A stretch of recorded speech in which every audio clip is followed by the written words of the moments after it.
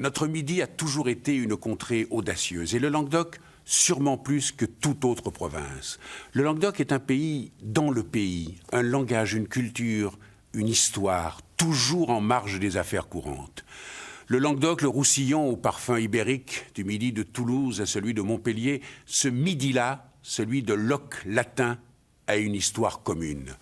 Un goût prononcé pour l'opposition, son propre accent pour accentuer la différence, des attitudes religieuses et politiques que l'on disait jadis réprimandables.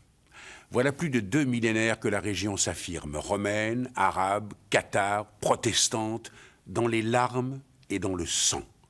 Le Languedoc a eu un rendez-vous avec l'histoire. 2 millénaires d'influences contradictoires, 2 millénaires pour se forger une identité, 2 millénaires pour dessiner les contours d'une civilisation profondément méditerranéenne. Du Puy albigeois aux montagnes cévenoles, des crêtes des Corbières aux garrigues nîmoises, le Languedoc est un territoire, c'est un climat, c'est une terre aride que l'homme a su apprivoiser. Pas d'inquiétude, le Languedoc n'a rien d'une triste région, au contraire, la douleur d'antan a soudé tout un peuple, solidaire dans l'adversité, pour l'être encore davantage pendant la gaudriole.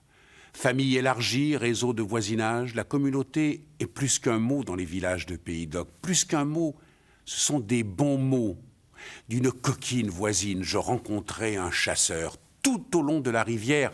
Au lieu de tirer le lièvre, pauvrette, il a tiré sur moi. Les balles qu'il a tirées n'étaient pas de plomb, elles étaient d'une autre marchandise qui fait gonfler le jupon. Partons à l'ombre des amandiers en fleurs, laissons-nous faire par le soleil du Midi, découvrons les villages et les gens de l'Hérault.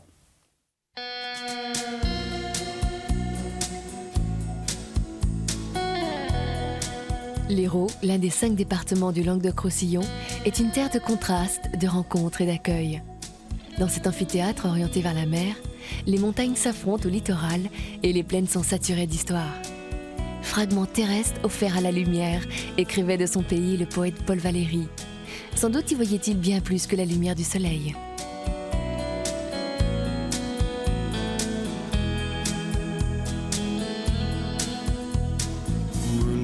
Claret est un village situé à 35 km au nord de Montpellier, au pied du causse de l'Ortus. Ce village, tourné depuis des siècles vers le travail du verre, renferme 1000 trésors. René l'apothicaire est l'un d'entre eux. Bouzigues, au bord de l'étang de Thau, est réputé pour ses huîtres et ses pêcheurs. Chaque année, la Saint-Pierre célèbre ceux qui ont donné leur vie à la mer.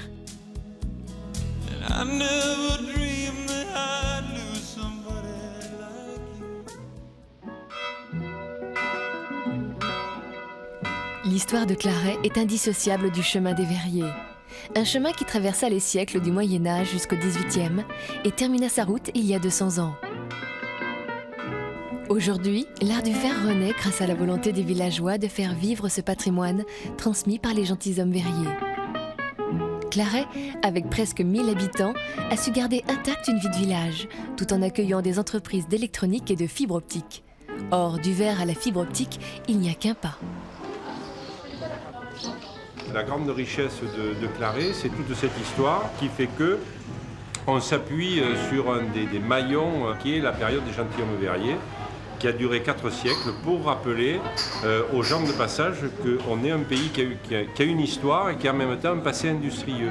Et aujourd'hui, c'est cette histoire qui est pour nous la principale richesse et le garant de l'avenir de notre commune. C'est peut-être un peu le caractère singulier de Claret, mais je crois que Claret est aussi un peu à l'image de toutes les communes rurales. La ruralité et ce qui en fait la force et la faiblesse se retrouvent dans l'attitude quotidienne des gens. Et je crois que tous les gens se connaissent. À la campagne, les gens ne s'entendent pas toujours très bien, mais bon an, mal an, ils se supportent. Ça, c'est une des forces de la campagne et du monde rural. L'un des acteurs principaux de Claret s'appelle René Donati. Bien plus que le pharmacien du village, c'est un phare qui illumine Claret de son sourire et de sa générosité. Comment va le pharmacien ? Le pharmacien rural va très bien. Le Eh bien, c'est ce qu'il faut. Mais je suppose que tu ne fais pas de gros chiffres d'affaires maintenant, au mois de juin. Ah, mais Il n'y a plus de malades dans le village. c'est-à-dire que lorsque le temps est au beau, en Provence ou dans le Languedoc, et systématiquement les gens sont beaucoup moins malades. Tant mieux d'ailleurs. Ça va. Tu travailles toujours quand même, tu n'es pas à la retraite. Hein? Non, je ne suis pas à la retraite. Où est-ce que tu vas? Je vois que l'été vous êtes moins malade que l'hiver.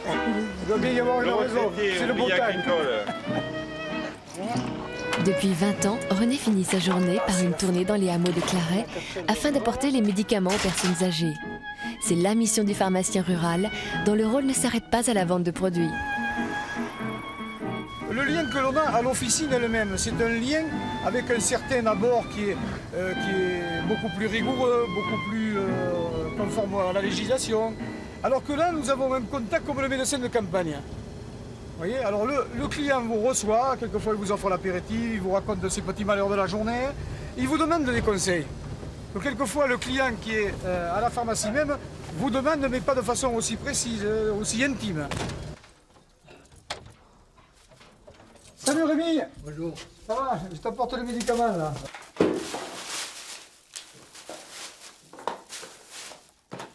Bon, hein, c'est pour, voilà, pour fluidifier un petit peu les mucosités. Hein. Ouais.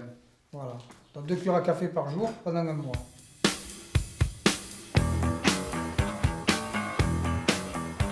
Dans ce village, je suis pharmacien.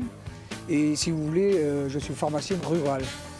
Et je peux dire qu'au niveau de Claret, la pharmacie rurale est une vocation. Le pharmacien rural, en l'occurrence à Claret, c'est quelqu'un qui n'a pas d'heure, premièrement. C'est quelqu'un qui s'investit le jour, la nuit, qui s'investit pour des accidents, qui s'investit dans la vie associative du village, qui s'investit au niveau des personnes âgées, qui s'investit au niveau des malades, qui s'investit au niveau vétérinaire. Donc on peut dire vraiment que c'est une vocation.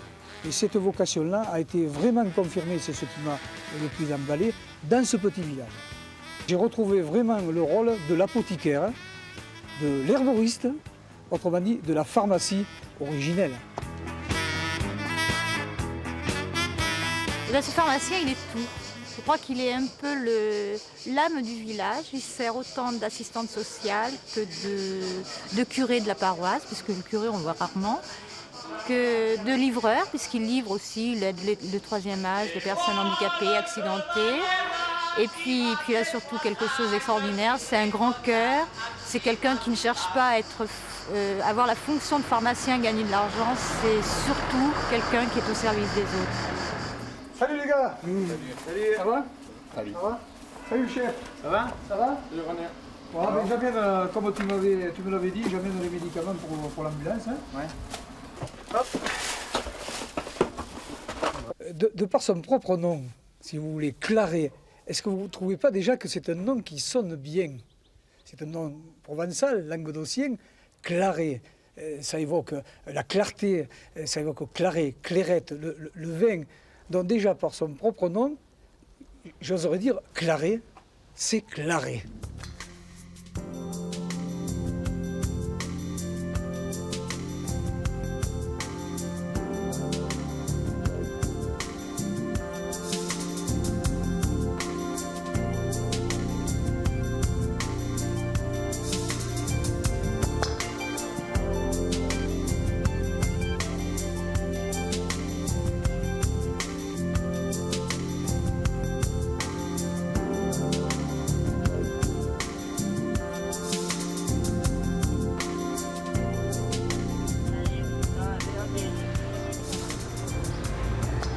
Parmi les nombreuses activités de René le pharmacien, il en est une qui l'associe à un autre personnage du village.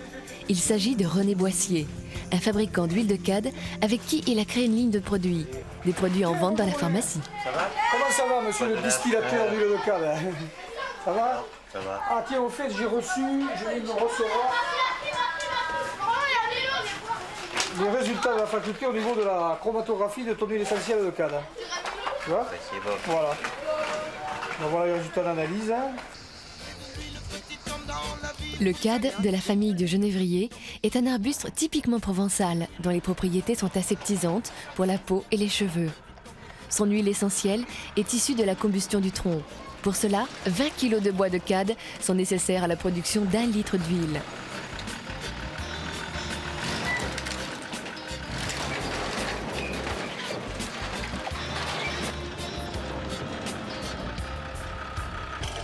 Depuis 3 générations, le four de la famille Boissier distille ce précieux bois pour en extraire l'essence. En France, il n'en reste plus qu'un seul.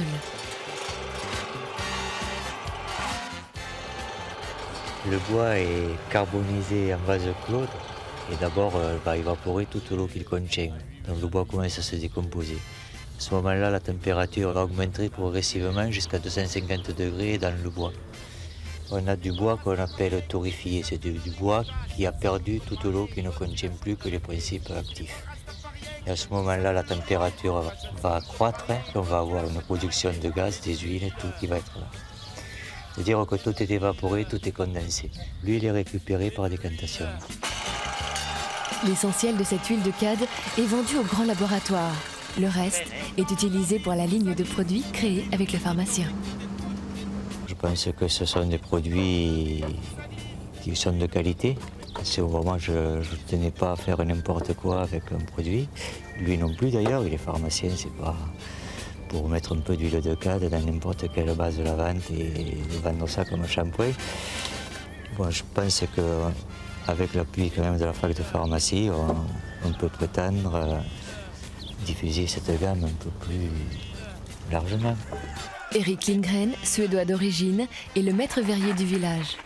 À travers ses créations et sa production, il participe quotidiennement à la renaissance de l'art du verre à Claret. C'est le four et la passion du feu qui le lient à René le distillateur. Homme de feu. Homme de feu. Oui, mais pas toi, tu travailles que pour les touristes.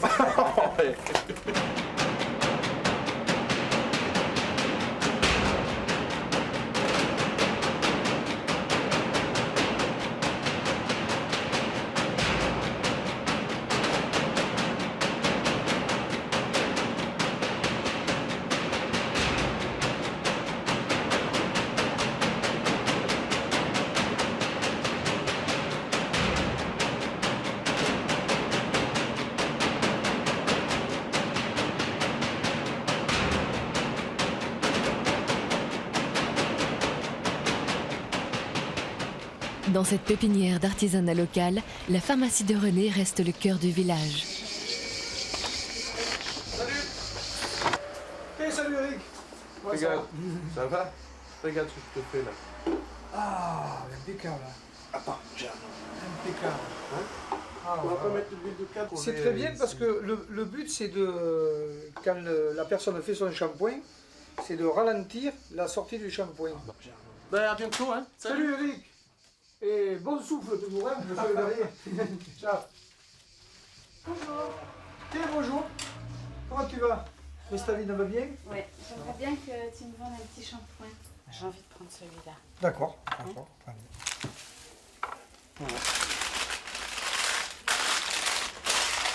Voilà. Allez, salut. Au revoir, Christaline. Et bon courage à la verrerie. Ben comme ça.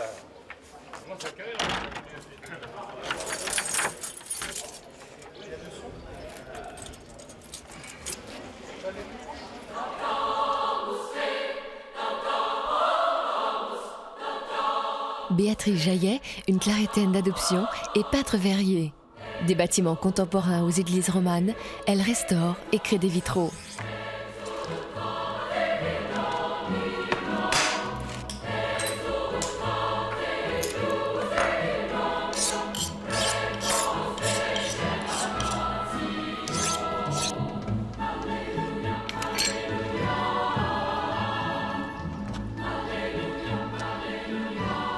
La mairie a décidé de restaurer l'église qui date du XIIe et les vitraux qui étaient en place, c'était des vitraux 19e en très mauvais état.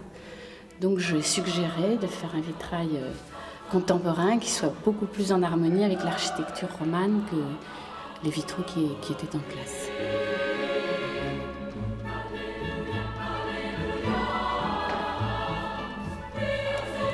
Je trouvais très intéressant que, en fait, assez peu de temps après mon installation à la verrerie, je puisse m'intégrer rapidement dans la vie du village. Et c'est vrai que c'est pas anodin d'intervenir dans une architecture qui est le centre du village. Beaucoup de gens circulent, croyants ou non croyants.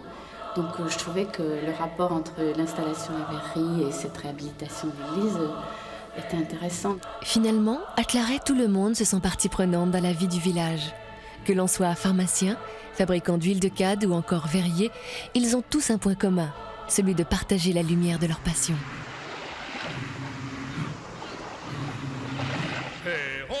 Bouzigues, située à quelques encablures de Sète, est la plus petite commune de l'étang de Thau. Comme sorti d'un écrin, ce petit port typiquement méditerranéen a toujours vécu au rythme de la pêche. Depuis un siècle, Bouzigues trouve ses principales ressources dans l'élevage de l'huître et de la moule. Ce jour-là, à Bouzigues, lors de la Saint-Pierre, tout le village se prépare à rendre hommage aux pêcheurs disparus, histoire de renouer avec les traditions et leurs origines.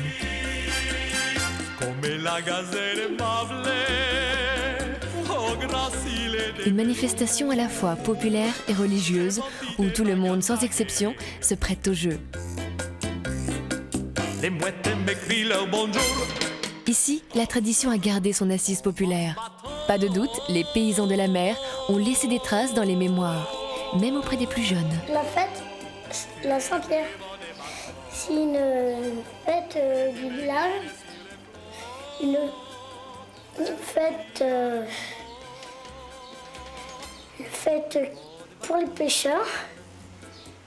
Et le patron des pêcheurs, c'est Saint-Pierre. Alors, c'est une fête du village qui est bien. On se régale.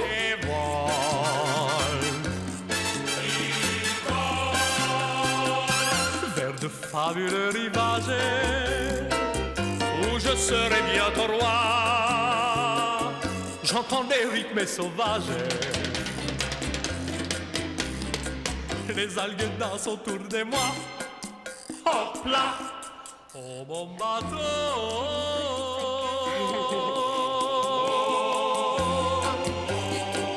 Tu es le plus beau des bateaux. Et tu me guides sur les flots. Vers ce qu'il y a de plus beau. Tu es le plus beau des bateaux.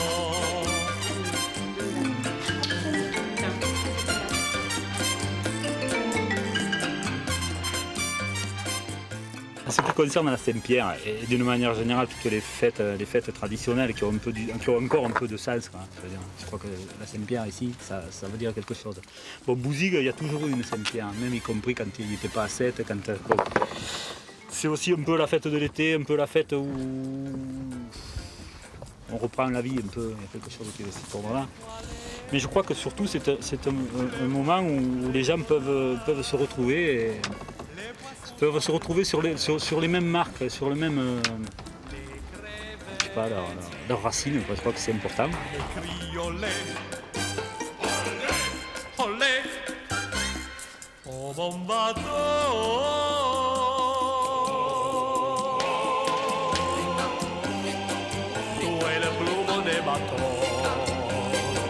Et tu me guides sur les flots, vers ce qu'il y a de plus beau.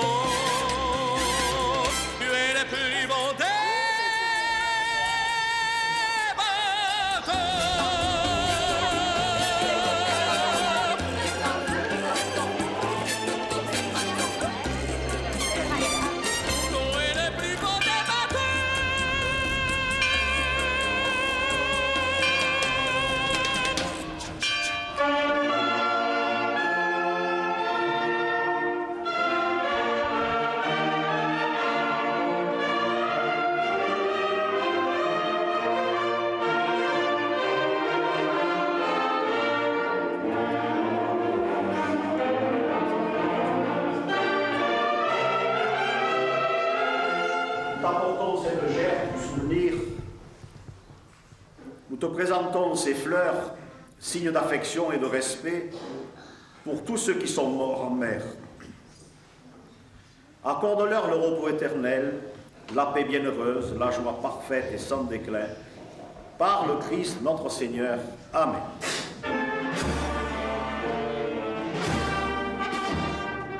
Messes, cortèges, fanfares, pain bénis et bateaux, tout est là pour fêter le patron des pêcheurs.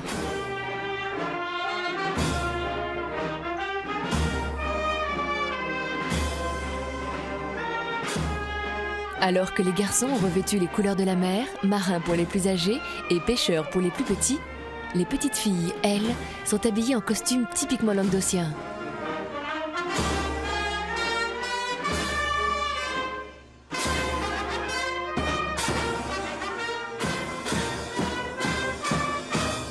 Chaque année, le défilé déploie ses couleurs dans les vieilles rues du village et en fond des temps.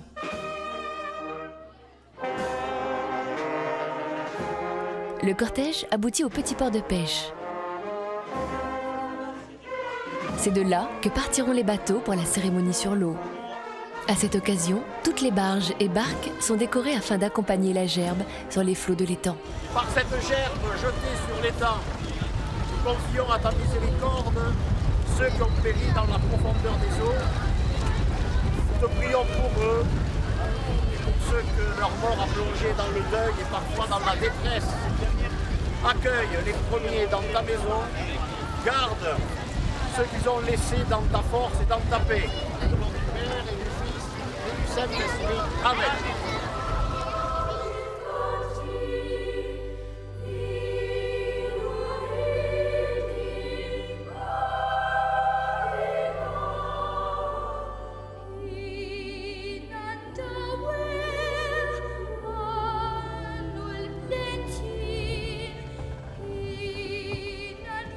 Monsieur, qu'est-ce qu'ils font là, tous ces bateaux sur l'étang? Tous ces bateaux qui sont sur l'étang en ce moment, enfin aujourd'hui, sont des bateaux qui célèbrent la fête de la Saint-Pierre. La fête de la Saint-Pierre, c'est la fête des pêcheurs et c'est une fête traditionnelle à Bouzigues qui dure depuis au moins le Moyen-Âge, si ça n'est pas plus. Monsieur, c'est important pour vous, la Saint-Pierre? On y attache vraiment une grande importance, sachant qu'on a été les premiers. Bon, après, on a été copiés. Mais on reste quand même toujours dans notre idée, on est chauvin peut-être, mais nous restons les premiers à avoir fait célébrer Saint-Pierre. Un point précis sous le tropique du Capricorne ou du Cancer. Depuis j'ai oublié lequel, sous le soleil exactement, pas à côté, pas n'importe où, sous le soleil, exactement, juste en dessous. Dans quel pays, dans quel district, c'était tout au bord de la mer. Depuis j'ai L'autre aspect de la Saint-Pierre, c'est la vente des pains bénis. Une tradition religieuse, mais également un moyen de financer la Saint-Pierre de l'année prochaine. Pour les pains. À qui c'est que je donne les sous? À la boîte. Non, on n'importe, hein. Merci. Vous êtes vanté, hein, aujourd'hui. Un peu. Merci beaucoup. Allez, au revoir. Je ne suis pas habillée, ça fait rien. Quelle signification ça a pour vous d'acheter un petit pain béni comme ça? Mais nous, c'est la tradition. Depuis plus de 40 ans, on fait la fête des pêcheurs à Bouzigues et c'est la tradition. On distribue des pains bénis comme ça. Or, depuis 40 ans, la fête et les traditions de la Saint-Pierre de Bouzigues ont évolué. Le principal changement, ça a été le jet de la gerbe en mer, en mémoire des marins disparus. Et il y en a eu bien sûr d'autres qui sont beaucoup plus, je dirais, contemporains. Il est une tradition dans la fête locale, c'est le jeu de quilles, qui était spécialement réservé aux femmes. Et je crois par esprit de latin et quelque part un peu machiste, les hommes ont changé le jeu de quilles en jeu de boules. Et en fait, c'est la pétanque qui a pris le dessus. Et le dimanche de la Saint-Pierre, traditionnellement, il y a un concours de boules qui se déroule dans le village. Il y a pas tout à fait 116,5.